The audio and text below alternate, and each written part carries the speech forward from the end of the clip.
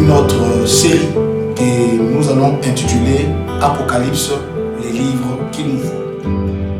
Voilà, chers amis, chers frères, chères sœurs, vous qui vous intéressez aux prophéties bibliques, vous qui vous intéressez au livre d'Apocalypse, soyez les bienvenus dans notre chaîne YouTube Vision Amos. Nous sommes en train d'étudier les livres d'Apocalypse et nous l'avons intitulé Apocalypse, les livres qu'il nous faut. Nous disons et nous insistons encore, on peut comprendre les livres d'Apocalypse. C'est possible de comprendre les livres d'Apocalypse. Il suffit de lire, il suffit d'étudier. Alors, la séance passée, nous avons eu à parler sur les 70 semaines de Daniel. Pourquoi nous avons étudié cela? Parce que nous avons compris que la doctrine des 70 semaines de Daniel est intimement liée, n'est-ce pas, à la doctrine de l'ouverture des 7 sceaux. Celui qui n'a pas étudié la doctrine des 70 semaines de Daniel aura du mal à comprendre la doctrine de l'ouverture des 7 sceaux et pouvoir les situer. Il aura du mal à pouvoir le faire. Eh bien, nous avons dit que c'est nécessaire d'étudier cela. Et nous avons compris que les 70 semaines de Daniel sont divisées en 2 étapes. Il y a la première partie, 69 semaines. La deuxième partie, la 70e semaine. Entre la 69e semaine et la 70e semaine, nous avons le temps de la grâce. Et dans ce temps de la grâce, n'est-ce pas, pour mieux comprendre ce qui se passe dans les temps de la grâce, il faut comprendre ce que l'apôtre Paul ou les frères Paul dit dans le chapitre 11 de son épître aux Romains. Je crois que mes étudiants qui ont suivi les cours que j'ai donnés sur l'épître aux Romains en savent déjà quelque chose. Mais par la grâce de Dieu, on va tenter d'en parler en 15 minutes, si cela sera possible. Et nous ferons un effort pour ne pas dépasser 20 minutes de vidéos. Pourquoi? Parce que nous voulons que chaque enfant de Dieu s'habitue à étudier les livres d'Apocalypse. Et c'est pourquoi nous n'avons pas voulu faire des longues vidéos. 15 minutes, 18 minutes, 20 minutes, c'est bon pour nous. OK? Gloire au Seigneur. Donc, n'oubliez pas de vous abonner dans notre chaîne YouTube. N'oubliez pas d'aimer et surtout de partager, frères et sœurs, à ceux qui vous sont chers. Et j'insiste encore de prendre note. Que Dieu vous bénisse. Lisons Romains chapitre 11. On va commencer, on va lire pratiquement tout Romains. On va lire pratiquement tout Romains 11, hein, et on va commencer à partir du verset 1. Alors, lisons la parole de Dieu, chers amis. On dit, j'ai dit donc, Dieu a-t-il rejeté son peuple? Loin de là. Car moi aussi, je suis israélite, de la postérité de David, de la tribu de Benjamin. Parce que c'est important d'en parler, hein, parce que beaucoup de gens pensent que l'Église a pris la place d'Israël. Absolument pas. L'Église n'a pas pris la place d'Israël. La Bible le dit d'ailleurs. Dieu n'a point rejeté son peuple, qu'il a connu d'avance. Ne savez-vous pas ce que l'Écriture rapporte d'Élie, comment il adresse à Dieu cette plainte contre Israël? Seigneur, ils ont tué tes prophètes, ils ont renversé tes autels, je suis resté moi seul et ils cherchent à m'ôter la vie. Mais quelle réponse Dieu lui fait-il? Je me suis réservé 7000 hommes qui n'ont pas fléchi les genoux devant Baal. De même aussi, dans le temps présent, il y a un reste selon l'élection de la grâce. On parle ici du reste du peuple d'Israël qui est croyant. Il y a un reste selon l'élection de la grâce. Or, si c'est par grâce, ce n'est plus par les œuvres. Autrement, la grâce n'est plus grâce. Et si c'est par les œuvres, ce n'est plus une grâce. Autrement, l'œuvre n'est plus une œuvre. Vous voyez, nous pouvons continuer la lecture, ça peut nous prendre beaucoup de minutes comme nous courons derrière les timings que nous sommes donnés. Alors, je voudrais que nous puissions retenir 9 vérités fondamentales que le frère Paul, n'est-ce pas, énonce dans Romains 11. N'oubliez pas que nous parlons de l'olivier sauvage et de l'olivier naturel. Et dans Romains 11, le frère Paul ou l'apôtre Paul énonce 9 vérités fondamentales. La première vérité fondamentale que le frère Paul dit, c'est que Dieu n'a pas rejeté son peuple d'Israël, malgré le fait que les 69 semaines n'ont pas pu expier son iniquité. Quand vous lisez Romains 1, Paul dit, Dieu a-t-il rejeté son peuple? Loin de là. Car moi aussi je suis israélite, de la postérité d'Abraham, de la tribu de Benjamin. Au verset 2, il dit, Dieu n'a point rejeté son peuple qu'il a connu d'avance. Gloire au Seigneur. Donc, le chapitre 11 réfute la doctrine selon laquelle Dieu en a fini avec Israël. C'est absolument faux. Ce n'est pas ce que la Bible enseigne. Et que l'Église aurait pris la place d'Israël. Nous disons non. L'Église n'a pas pris la place d'Israël. Alors, la deuxième chose que le frère Paul ou l'apôtre Paul énonce ici, c'est que il démontre qu'à l'époque d'Élie, une époque, comme vous le savez, qui était marquée par l'apostasie, plusieurs avaient fléchi, certes, les genoux devant Baal. Mais Dieu s'était réservé, frères et sœurs, un reste qui n'avait pas fléchi les genoux devant Baal. Et Paul dit, aujourd'hui encore, au sein du peuple d'Israël, il y a un reste croyant qui n'a pas fléchi les genoux devant l'apostasie. Ça, vous verrez cela dans Romains, chapitre 11, 3 à 5. Ce reste-là ne mélange pas le judaïsme avec la foi en Christ, non. Ce reste croit en Christ. Il n'est plus question pour ce reste de mélanger la coutume juive, le judaïsme, à la foi chrétienne.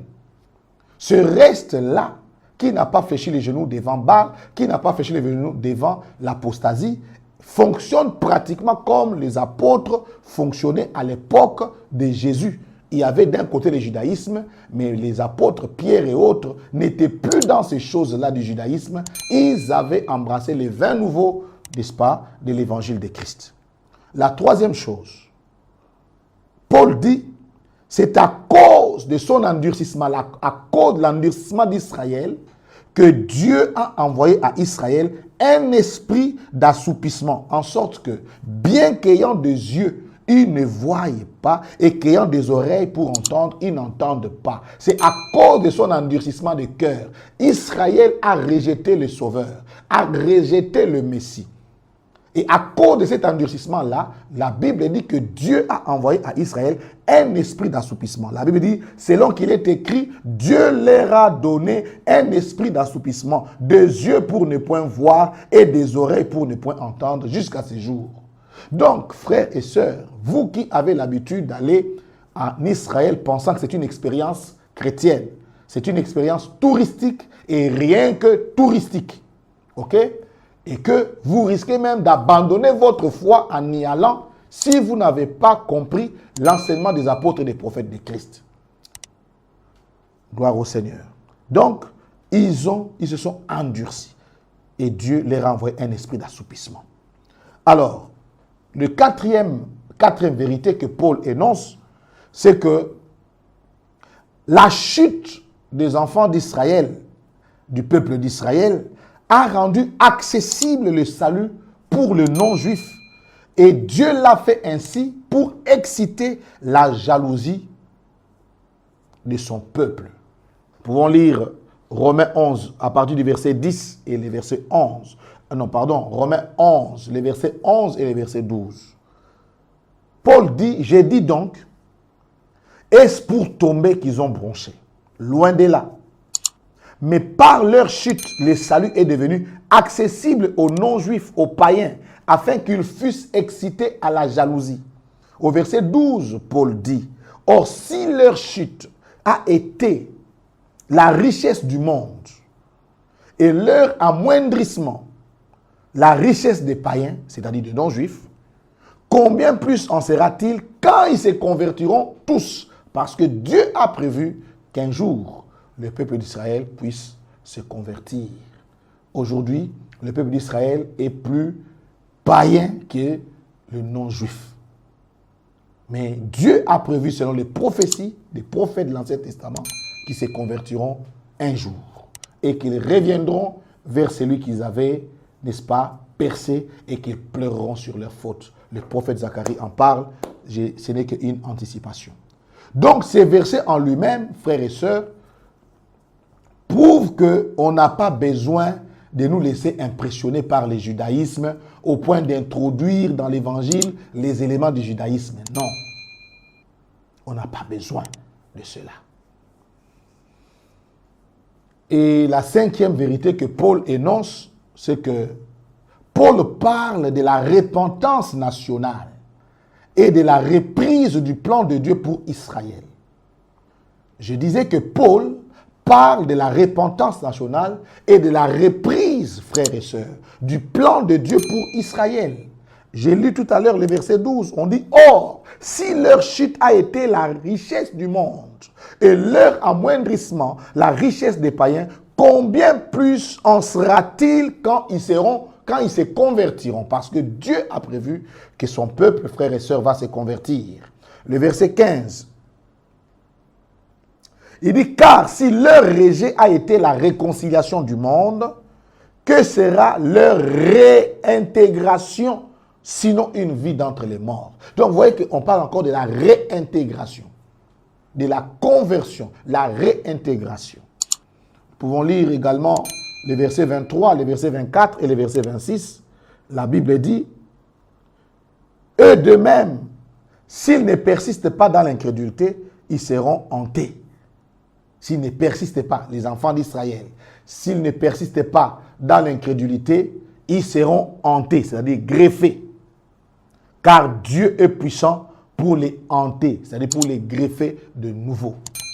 C'est un langage allégorique, et tout langage allégorique a une pensée principale et une faiblesse qu'il ne faut pas tout prendre. Dieu, Paul a pris seulement une image pour dire qu'ils ont été hantés pendant un temps, mais Dieu a le pouvoir de les greffer de nouveau. Au verset 24, il dit, « Si toi, tu as été coupé de l'olivier naturellement sauvage et hanté, c'est-à-dire greffé, contrairement à ta nature, sur l'olivier franc, à plus forte raison,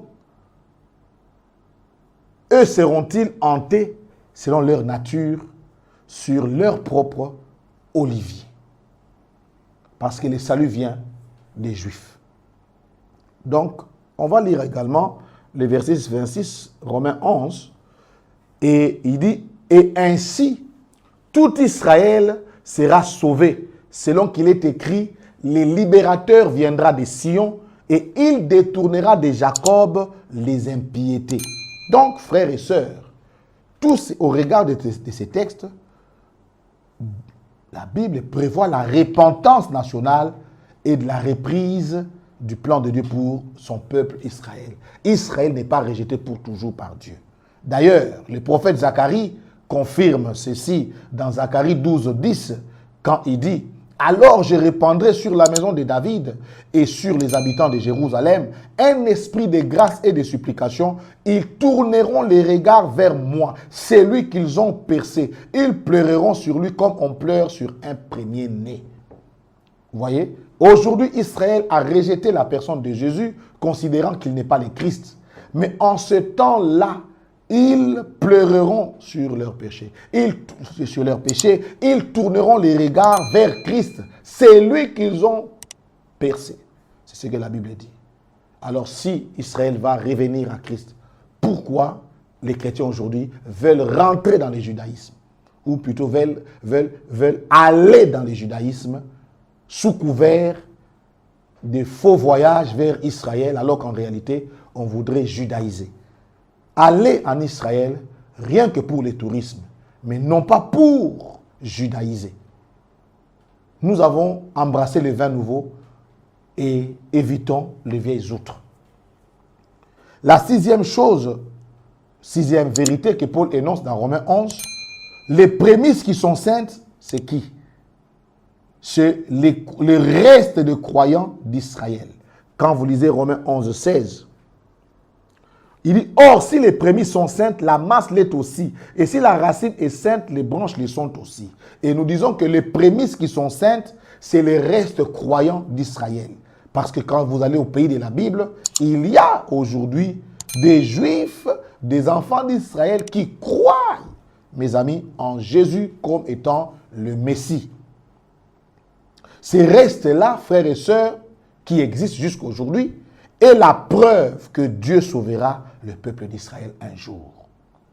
Et quand vous lisez Psaume 69, 36, Ésaïe 35, 4, Zacharie 9, 16, Zacharie 12, 7, la Bible nous montre que Dieu sauvera son peuple.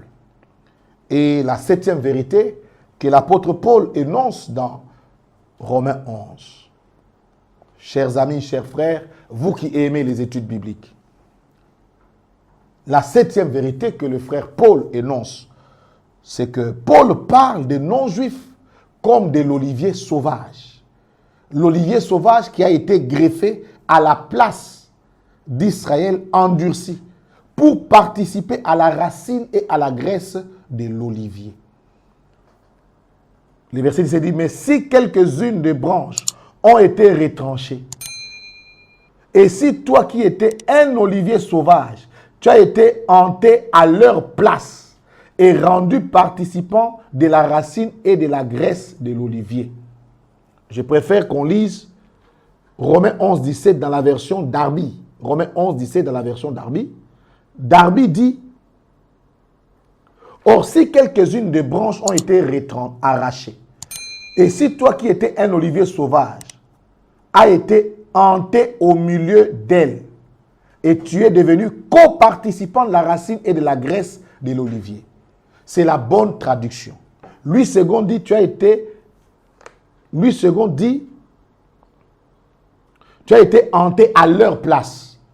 Alors que Darby, lui, il dit, tu as été hanté au milieu d'elles. Elles, là, c'est qui? Les branches qui sont saintes, c'est-à-dire les restes croyants. Les restes croyants. Et nous, les non-juifs croyants, nous sommes devenus coparticipants de la racine et de la graisse de l'olivier. C'est comme ça que Paul dit, en Christ, il n'y a plus ni juif ni grec. Il a fait les uns et les autres, il a brisé le mur de séparation. Nous formons un seul corps aujourd'hui. C'est-à-dire, ce n'est pas que les chrétiens rentrent dans le judaïsme pour être sauvés. Non. Il s'agit ici, le reste croyant, qu'on a appelé les prémices qui sont saintes. Ces restes croyants des enfants d'Israël. Et nous, les chrétiens, les non-juifs qui avons cru dans l'évangile de Christ, nous formons aujourd'hui, nous sommes devenus des coparticipants de la même racine et, chers amis, et de la graisse de l'olivier. La 8e chose, la racine dont parle Paul ici, quand on dit que nous sommes devenus coparticipants de la racine dont parle Paul ici, ce n'est pas Israël, mais c'est Dieu qui est la racine. Car c'est lui qui fournit la sève à son peuple. Christ est le tronc principal. Dieu est la racine qui fournit la sève. Et la sève passe par le tronc. Jésus a dit, je suis le cep, mon Père est le vigneron. Mais dans cette image, dans cette allégorie, le tronc principal, c'est Christ. Et la racine qui nous porte, c'est Dieu. Romains 11, 18, il dit, ne te glorifie pas contre les branches, mais si tu te glorifies, ce n'est pas toi qui portes la racine, mais c'est la racine qui te porte.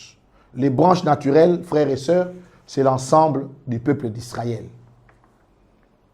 Et nous, chrétiens d'origine non juive, nous sommes dans cet olivier-là, les branches de l'olivier sauvage qui ont été greffées à l'olivier naturel.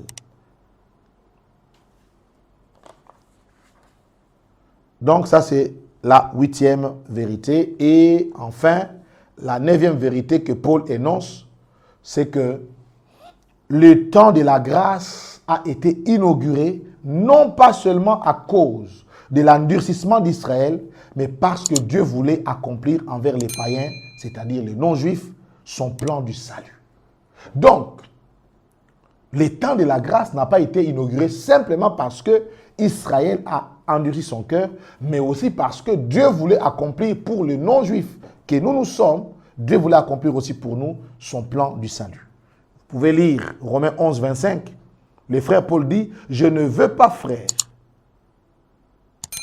que vous ignoriez ces mystères, afin que vous ne soyez pas sages à vos propres yeux, c'est qu'un endurcissement partiel est arrivé à Israël jusqu'à ce que la plénitude des nations soit entrée. »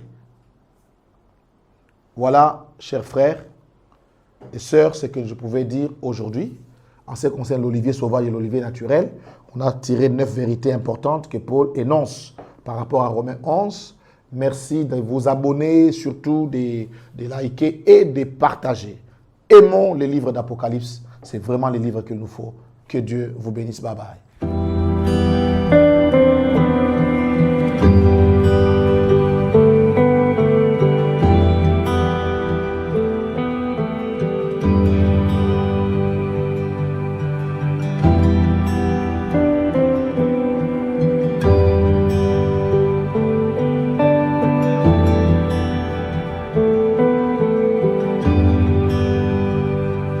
All these pieces broken and scattered, in mercy gathered, mended and whole, empty-handed but not forsaken.